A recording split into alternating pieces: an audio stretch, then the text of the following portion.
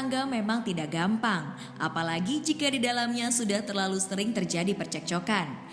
Akan tetapi, tidak semua kesalahan yang dilakukan seorang suami maupun istri mampu menjadi bencana dalam sebuah pernikahan. Semua akan terasa indah jika satu sama lain saling melengkapi dan bisa memahaminya. Jamaah, kira-kira bagaimana agar suami dan istri dapat memahami kesalahan masing-masing sehingga rumah tangganya menjadi berkah di dunia dan di akhirat? Berikut penjelasannya. Jamaah Islam itu indah yang dirahmati oleh Allah Subhanahu wa taala. Bagaimana caranya agar suami dan istri mereka saling memahami kesalahan satu dengan yang lainnya sehingga menjadikan rumah tangganya penuh keberkahan dan mudah-mudahan rumah tangganya membawa mereka ke surganya Allah Subhanahu wa taala. Diterangkan di dalam kitab Syarah Uqudul Jain fi Bayan Huquqi Zaujain yang dikarang oleh Imam Nawawi, yang harus diperhatikan bagaimana caranya agar mereka saling memahami kesalahan. Lihat hadis baginda Rasul Nabi Muhammad SAW, rahimallahu imra'an arafa gadra nafsih. Kata Nabi Muhammad, Allah Subhanahu wa taala menyayangi hamba-hamba yang mereka tahu diri.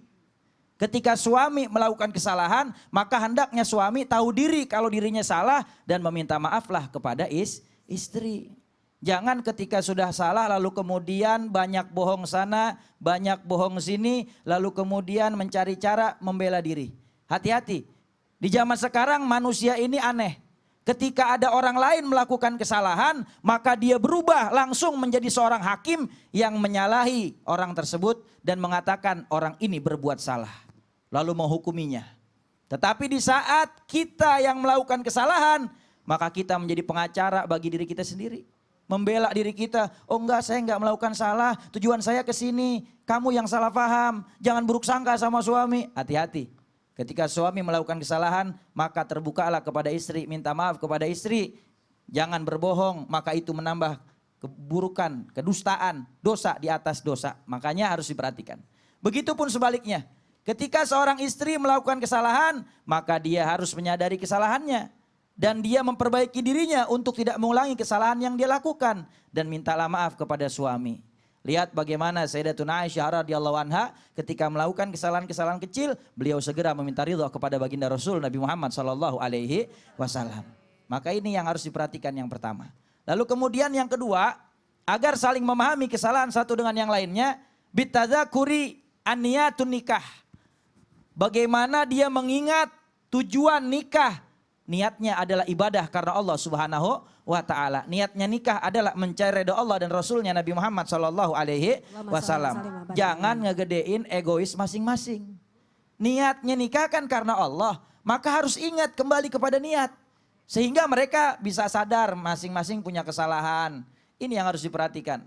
Karena jangan sampai salah, karena niat nikah itu untuk memperbanyak amal saleh dan juga mendekatkan diri kepada Allah. Bukan malah dengan menikah, malah justru akhirnya semakin jauh dari Allah Subhanahu wa taala dan rumah tangganya justru malah menyeret menuju nerakanya Allah. Na'udzubillah min dzalik. Karena tujuannya kan litaskunu ilaiha, mencari ketenangan, mencari ketentraman di dalam rumah tangga. Suami mencari ketentraman pada istrinya, istri mencari ketenangan pada suaminya. Dan harus jujur satu dengan yang lainnya. Kenapa? Karena kalau rumah tangga tidak ada kejujuran, maka ini yang bisa membawa rumah tangga menuju murkanya Allah Subhanahu wa taala. Ada suami simpen uang nafkahnya dikasih istri, ada sebagian disimpan, ditaruh di bawah taplak meja, biasanya taplak meja TV, udah diumpetin, bini lagi bebenah bebersih nemuin tuh di bawah taplak, bini nanya, bang ini duit apaan bang? Itu duit sial apaan bang? Sial banget ketemu sama lu, udah gua umpet-umpetin, nggak boleh ya. Sampaikan kepada istri terbuka ya, sehingga tidak ada kedustaan yang satu dengan yang lainnya. Ini bisa memberikan kepahaman sehingga rumah tangga bisa menjadi lebih baik dan juga contohlah rumah tangga nabawi baginda Rasul Nabi Muhammad SAW.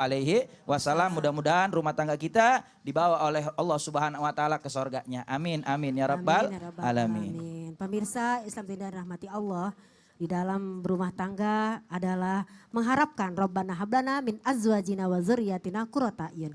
Kami berharap bahwasanya pasangan kami, anak turunan kami kelak menjadi qurrata a'yun bagi kami.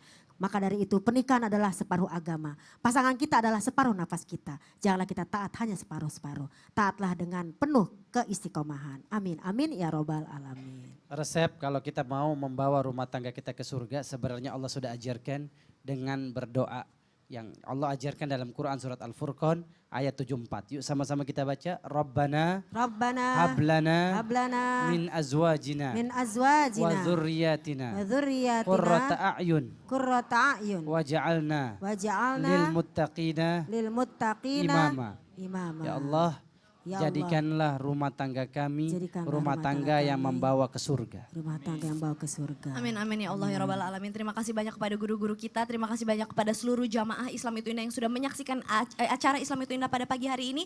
Insya Allah kajian kita hari ini dapat membuat kita menjadi pasangan yang dapat menjadi Amin. penyejuk bagi pasangan kita Amin, masing-masing. Rabbal Alamin. Insya Allah. Insya Allah kita ketemu lagi di Islam Itu Indah. Saya Caca Frederika mohon pamit undur diri dulu. Tapi sebelumnya kita saksikan